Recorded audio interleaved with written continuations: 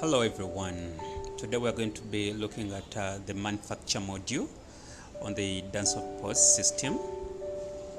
We're going to look at the manufacture module, but we're going to the sample product that we're going to use. We're going to be making a cake, specifically a Nigerian cake. So first thing that we'll have to do is have the products, that's the raw materials, and then also the product, the cake itself. So I've added those already. I've added some materials that we would need, the ingredients we would need for our product, and also included the product. This is the product that we're going to make, the Nigerian cake. And then I've also included the ingredients, because there are also products that will need to be purchased. Now, for some products, it's very okay to add the not for selling. That way it doesn't have to appear on the POS screen when you're making the sales. I added it to a few products just so we get it clear. So I've added all the products, but I've not added any opening stock because I wanted us to go through the whole procedure from the purchase to the manufacture stages. So the first thing that we'll have to do is look at the purchases, because we need to purchase these products. To make the purchases, of course, you'd have to know the supplier you're buying from. So if you don't have the supplier created, so you quickly go to this plus sign to add a new supplier. But I've already created a supplier, so I'll just search for them. I added supplier 1. Yes. So after adding the supplier, we add our products. Now remember, the products are already into the system, so all I have to do is search for the products that I need. So for our Nigerian cake, we're going to need these products, and these products are supposed to be purchased from supplier 1. So the first thing we're going to add is the flour, which is the plain flour. You notice that in the search bar, if you put any hint, let's say for the flour I typed only 3 letters, FLO, and then it's automatically added. So the system detects, for the quick searches, it detects the product that is, if a product, the values you put are unique to that product, it will automatically add it to the cart. So the next thing would be the butter, then the eggs. First I'm loading the cart, then we shall look at the quantities that we need. The eggs, we need the sugar, we need baking powder, flavors. Did I get that right? No, I added the wrong thing.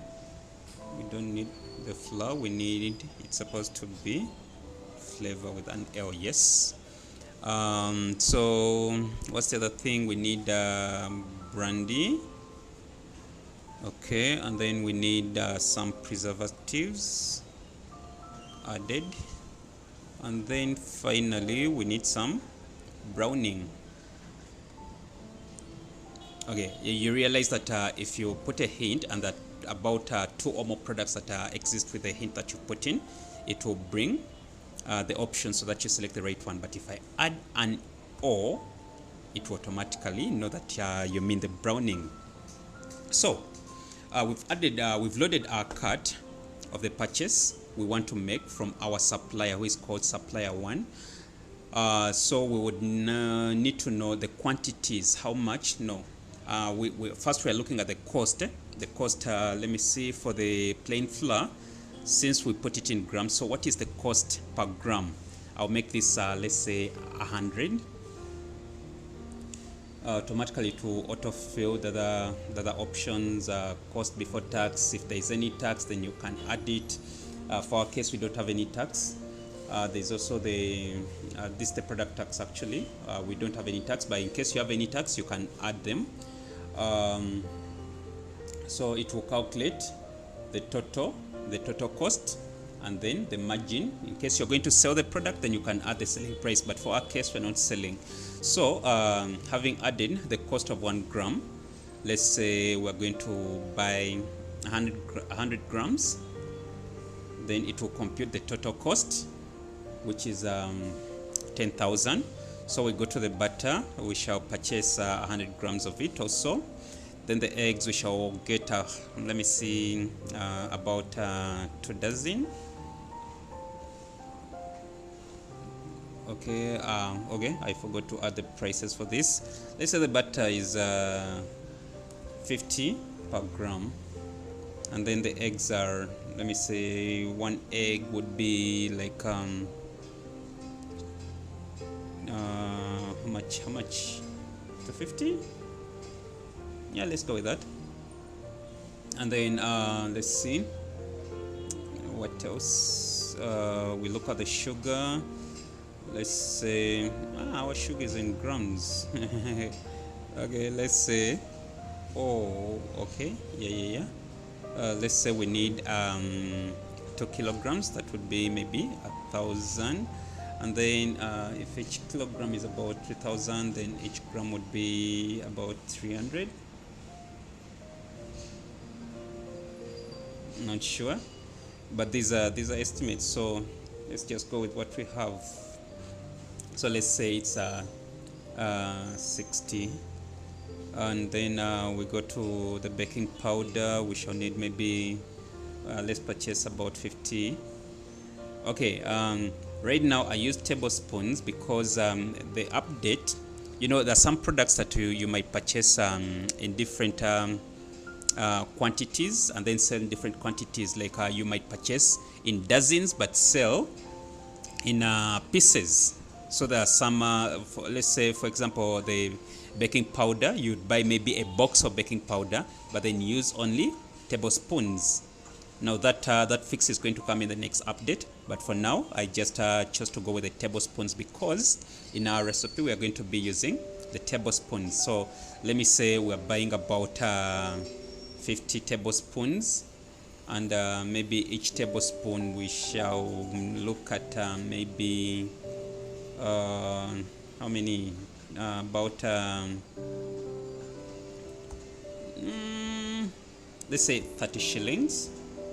Yes, let's go with 40. Okay, we go to the flour still, I mean the flavor. Still, it's also, I also took the tablespoons, but we can do better when in the next update. So I'll also look at 50, and then I'll say maybe this one is 30. The brandy, now this one is in cups, same thing. Maybe you buy a jerry can, but then you use cups for the manufacture. So for the brandy, let me say we buy 10 cups. Maybe each cup costs 100.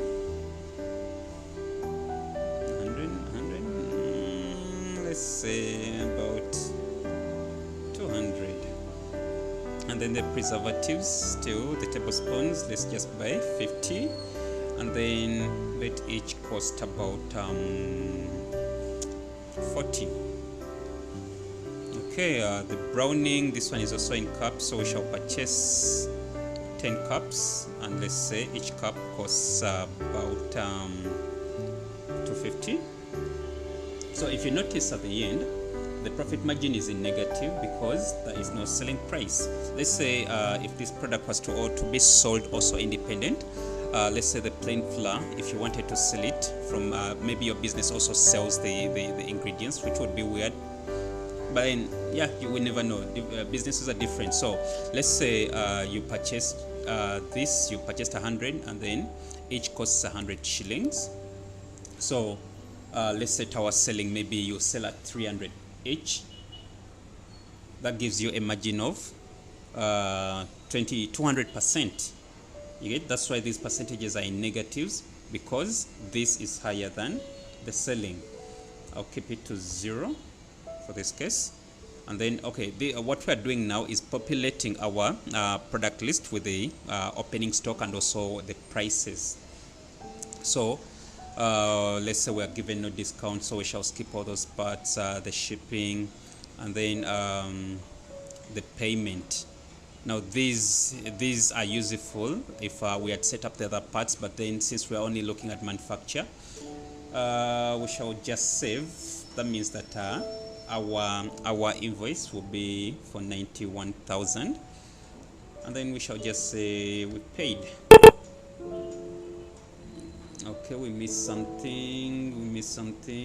Okay, the status, let's say we've received. Yeah, and then let's save. Now, okay, we've made the purchases, even though the payment is due, but we've received. Let me see if the product prices and stock is updated. So we go to product and then list, product list. Yep, current stock is updated. And this is at 0 because we've not yet made our cake. So the next step, now since we know that our raw materials are purchased and we have them in the system, now we should be able to know what we are going to use, so we can head on to our manufacture module.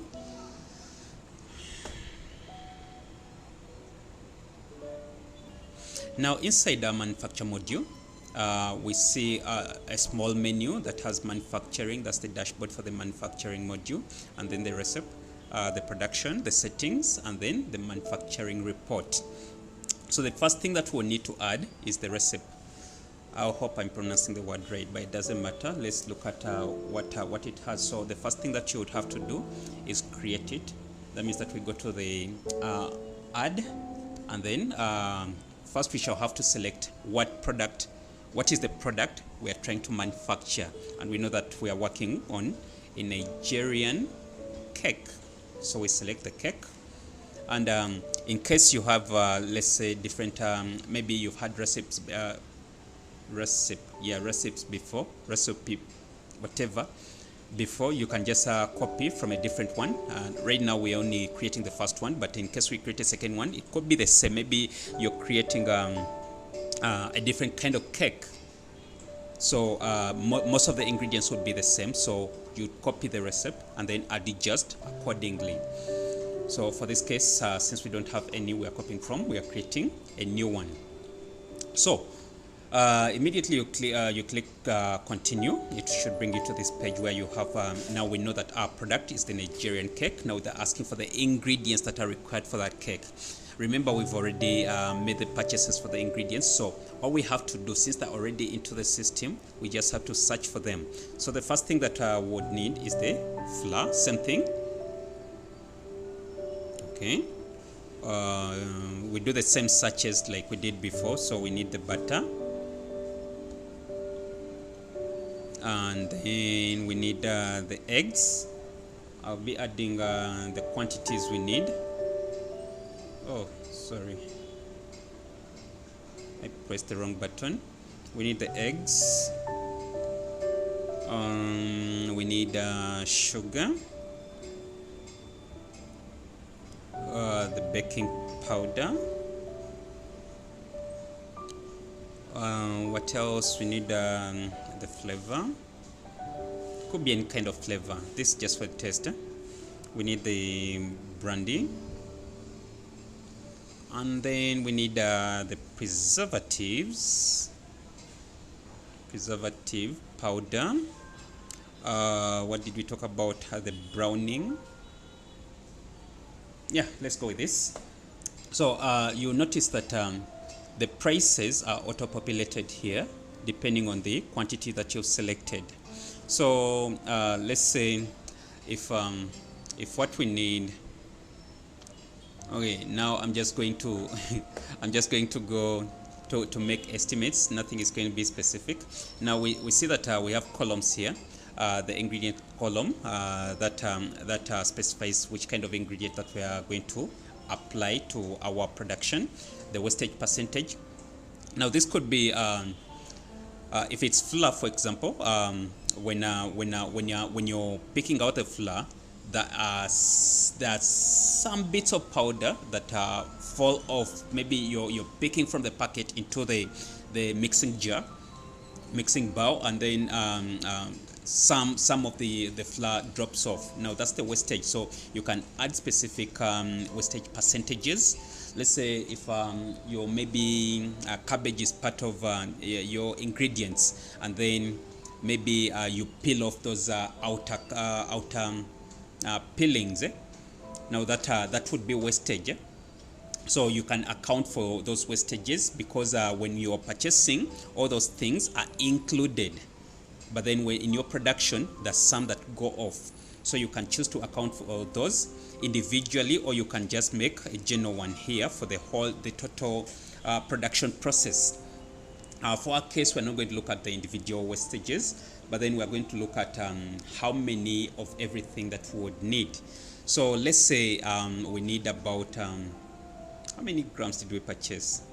Maybe we need 500 grams. Okay, 500 grams of the flour. We need 500 grams of the butter. Realize that the price adjusts here every time you adjust the quantities. For the eggs, we shall need about 10. And then what else? We need sugar. We need about 350 grams. We need 2 tablespoons of baking powder, and then 2 tablespoons of flavor. The brandy, we need only 1 cup, and then about 2 tablespoons of the preservative. The browning, we shall go with 1 cup. Let's be specific. Maybe we need half a cup. Remember, since the other part will be coming in the upcoming system, where you specify, because right now there is no half a cup. So half a cup is half a cup, 0.5 of the 1 cup. So it will compute the total cost of the ingredients that you're going to apply to that cake.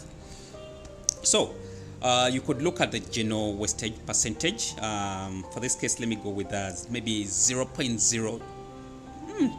I'll go with 3 as my total percentage wastage. And then the total quantity output. How many cakes do we need? We need only 1 cake for this case.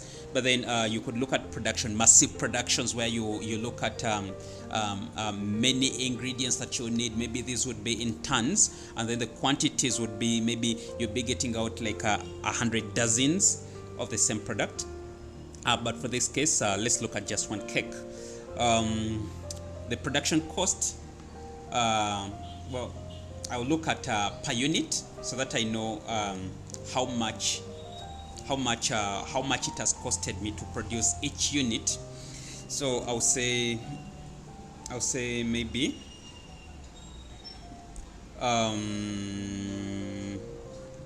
let me say maybe 20,000. Yeah, so the production cost, this would include the actual cost that what it took to make the products. You could look at the electricity, maybe the person who has done it, the machinery. You get, now that's what goes to the production cost. What has been the cost, or what is going to be the cost of producing this product? So if it's 20,000, if you want, you can add the recipe instructions, like the steps you would need, and okay, I've added them.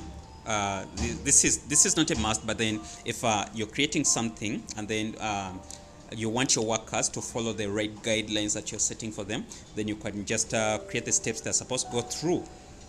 Yeah, so with all done, I think we're all done here. We can go to the production step, but I don't think we need this. Let me see what is added. Okay, these are the steps. These are the instructions down here, but these are the steps. You could say add maybe 1 cup of maybe the plain flour, and then the instructions also, and which ingredient they're supposed to use for that stage. So, but for our case, we're not going to look at that. So, basically, when you look at the production cost, it will get the cost of the ingredients for that particular product, and then also get the production cost, and then give you a final total. Now this is the actual total of the production. So we shall go ahead and save this. So with this saved, we know that our recipe, which is okay, our product, which is the Nigerian cake, we are creating, if we are creating maybe one quantity of one piece, the price would be, this would be the actual cost price. This is what it costs us to make that cake. So if we went back to our products and looked at this cake, you realize that we did not, where let me just do a quick search. I could look for it, but then it's easier searching. So if we look at our product, we realize that there is no current stock here, and then the price, we added a dummy price for the purchase. So what we're going to do, let's say we've gone through the manufacturing process, and then we can choose to mark this and then update product price. So that is marked and clicked. When we go back to the product and then look at the Nigerian cake, check this, you realize that the purchase price has changed. Okay, even though our values are wrong for the selling price, but we can also adjust the selling price by going to settings and then edit. So basically this would help you know how much it has taken you to make that product. That way you create a purchase price, you create a, like the cost price in relation to the cost, what it has taken you to produce that product. So from this stage where we created the recipe, we can choose to view our procedure of making this cake. So we know that to make the Nigerian cake, we need these ingredients, and then there will be a wastage, a total wastage of 0.03%, and then the extra cost, which is the actual cost of production. We talked about that. That might be the machinery, the electricity, the maybe the other services that you put in to produce that product. The instructions on how to make it. If we had also added, the production stages, they would also be listed here, and it's also printable, so you can print this out. So the next stage that the next thing that we would look at is now the production stage. We've done part of the production. Remember when we were at this stage, and then let me be as though I'm editing. It's basically mostly this part, though it saves, though it does not exactly submit. Yes, you've created the recipe, and then you know what it costs you to produce it, but you've not actually produced it.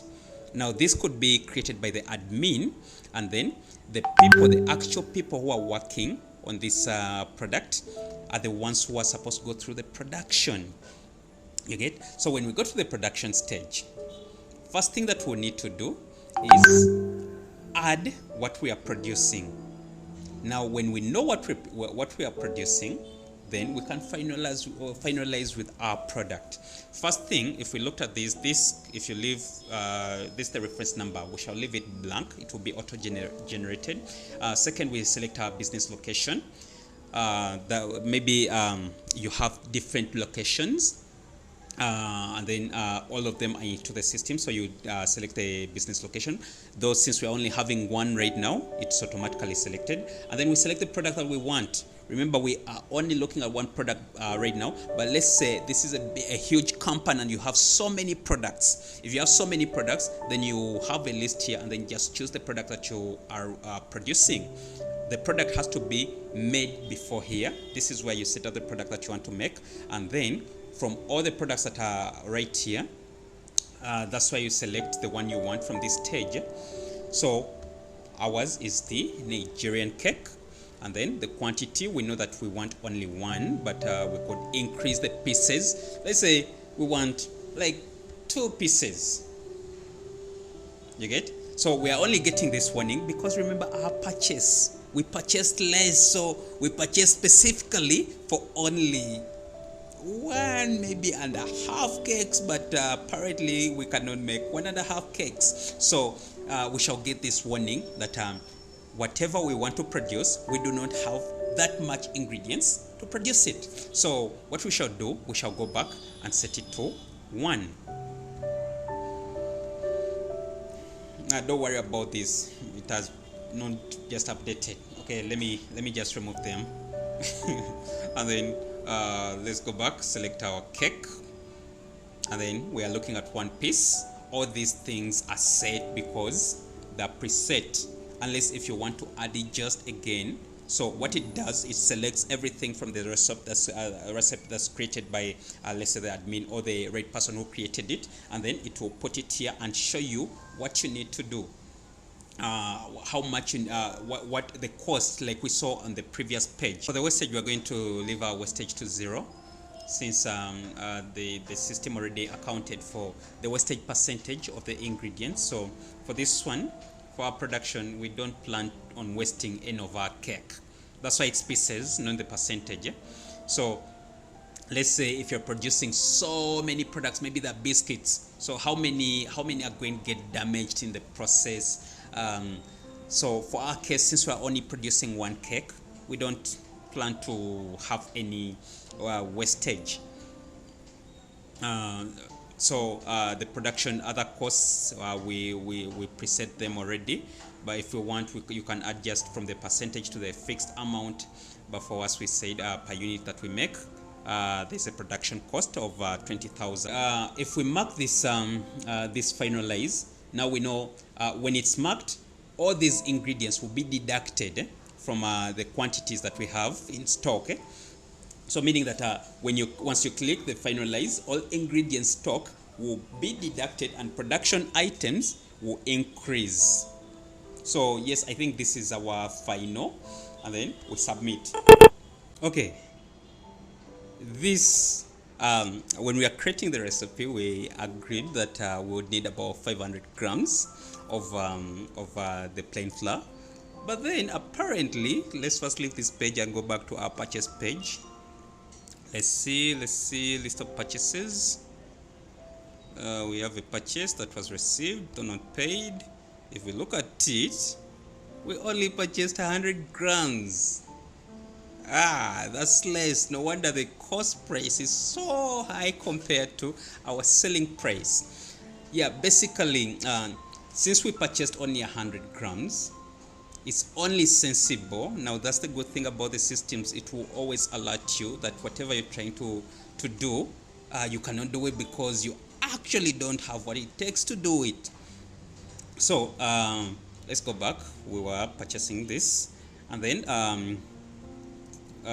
we cannot finalize because we have less than what we need. So let me see if I can manually edit this to 100. I hope we have everything else right. I really hope. Okay, so we know that our production is going to cost us 48,545. So let's submit and see. Yep. Okay, now our production, this production has been set and it was done on this date. This is the reference number for it. It was done at this location. This is the product that came out. This was the quantity, and this was the total cost of that product to be made.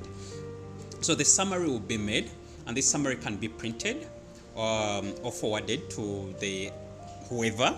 So it will show and detail everything that has been produced, and then the quantity. Let's say, as we said, if there maybe your company produces bottles, and then you lose about 3 bottles, then you show the wastage in pieces. Remember, the first wastage was for the ingredients. Now the second wastage is for these for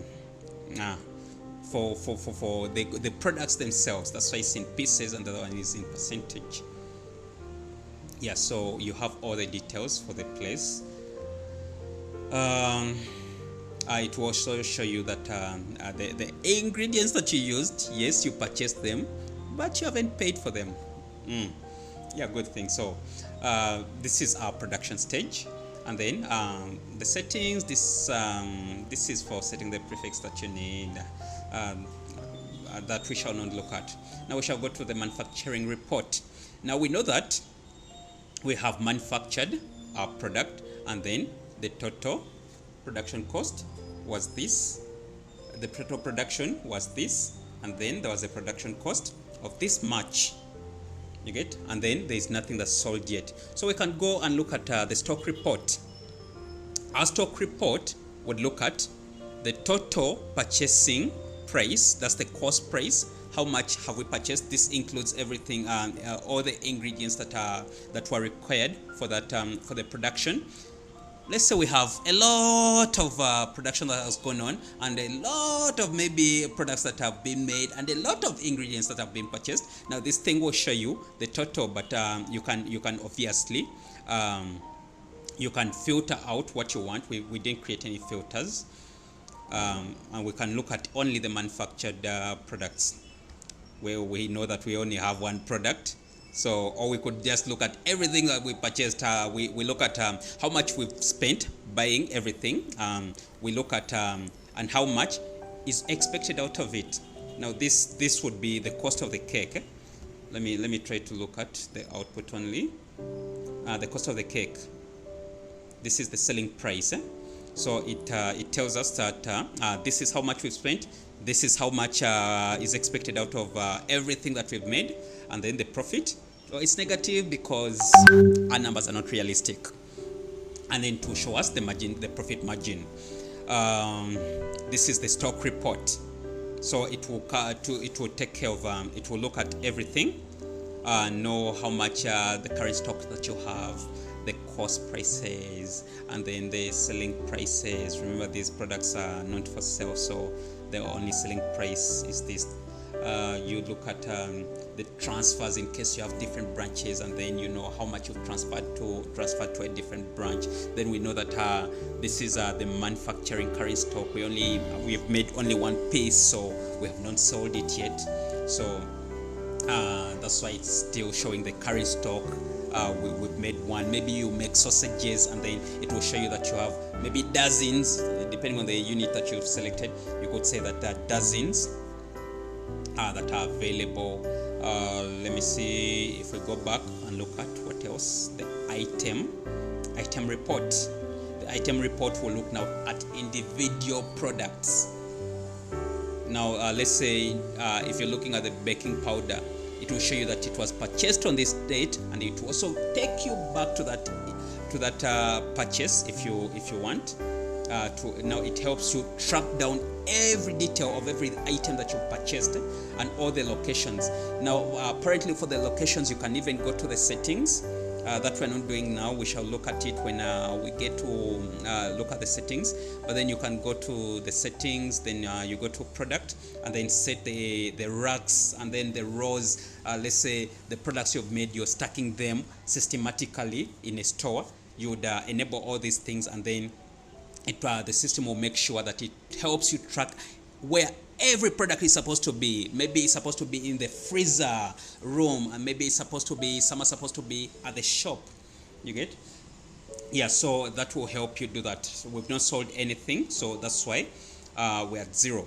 So let's say you have different choosers, and then you have that person who does the sales. The quickest way to make the sales is use the POS system. Or you could just go and then add a sale. But this would be complicated. Maybe you don't want to go through a lot of training for these people. The best thing you do is just go to the POS screen. The POS screen will select all the products. You realize it has not showed all the products that are set to not for sale. So what I would recommend, the ingredients, if they're not sellable, you don't sell the ingredients also, you would mark them not for sale. That way they will not appear among the products that are supposed to be sold. So we can quickly just click on the product and then it's added to the cart. That's one way. Or you can just, let's say you have so many products and this screen is filled. All you have to do is maybe just quickly search for it. It will automatically add it. And then we only have one. So when you try to add any more, it will tell you, please, you only have one piece available for you to sell. So we set it back to that. You can easily just add it, just let's say well, the system says, or we set it to maybe 80,000. Now this is a setting you can turn off or turn on from the settings, and also you can set it to be enabled for the user you want. Maybe you have a cashier and then you don't want them to access this price change. You can just disable it, but for our case it's enabled because we're running the admin account. So let's say, but this also helps you in case you want to oversell. Let's say the product in the system it's 20,000, but then you get a customer and you want to earn a little more money. You can just go and then be like, this product we've sold it 100,000. Apparently, this only affects this sale, but not the exact. It does not add just the cost. I mean, the selling price of the item in the system. It's only for this sale. So it could be we could create a quotation. We could suspend this sale. When you suspend, it's paused. Okay, let's suspend and see. Let me say any note you want. I'll put waiting. So it will close this, so you can continue with other sales. Maybe if the customer has decided, and then you can just come back and view the suspended sales, and then you just go back to edit your sale, so it counts back. So, and it will show you how much wasn't paid yet. So you can do a credit sale where somebody is taking on a credit. You can do the multiple pay. Or the cash. If somebody has paid and you're sure that you have the cash in your hands, you can just go straight to cash. Okay, we don't have to go through this right now, but let's say a customer has paid, and then they paid, let's say, how much are they paying? 100,000, which is showed here, and then maybe they give you 50,000 in cash, and then maybe you can add another row, and then it automatically add you the balance, and then maybe this one is set to a different platform. Maybe the other one was by bank transfer. It will ask you for the bank account, or card. It will ask you for the card details, or other means, maybe mobile money. You can go and add all methods that you want from the settings. That's why you have the custom payments. You can just go and name it, maybe mobile money, maybe USSD, maybe you could call it any account, any other ways that you receive your money, maybe Momo Pay, or it could be specific MTN or Airtel. And then when you select that method, you can attach which account that money goes to. Like for us here, okay, it's not set, it's still in the settings. When you can select that every cash goes to the cash account. So automatically when you select cash, it will bring the account which should be credited at that moment. So for our case, we could say that the person paid 50,000 in cash, and then they paid the other 50,000 using mobile money. Or they could do partial payments. Let's say the person has only paid 50,000, and then they have a balance of 50,000. If you finalize, now that sale will be marked as partial. If it had been, let's say, a credit sale, then it would go automatically to due. So there is partial and there is due. Due is person has not paid at all. Partial, somebody has paid at least something, and then they're left with the balance. For our case, let's just go with the cash. If you cash automatically just finishes everything and then goes to the part where you have to print out the receipts. Now this system supports all kinds of printers. Now for this case, it's set to the POS system, POS printer. But then you can it could be, you could create a PDF. Maybe you want to send it to somebody specific.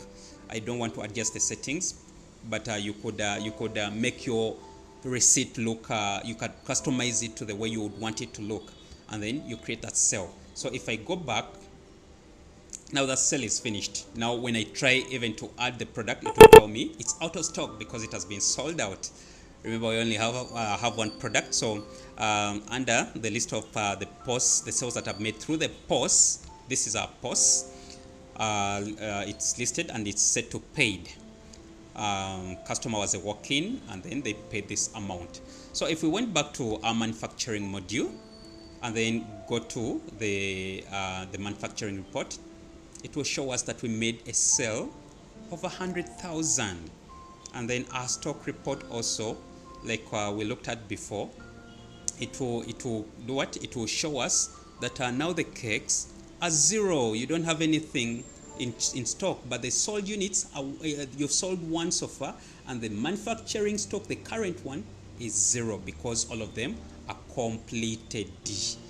So I guess we've covered everything to do with the manufacturing module. We've looked at all the steps we want. The steps you have to go through. You can export to Excel, you can print it out, or you can export to a PDF. You can limit what you want. Maybe we don't need the subcategory, we remove it, and the category. Yeah, then we'll only be able to view this. Yeah, so thank you for watching and thank you for supporting us. Goodbye.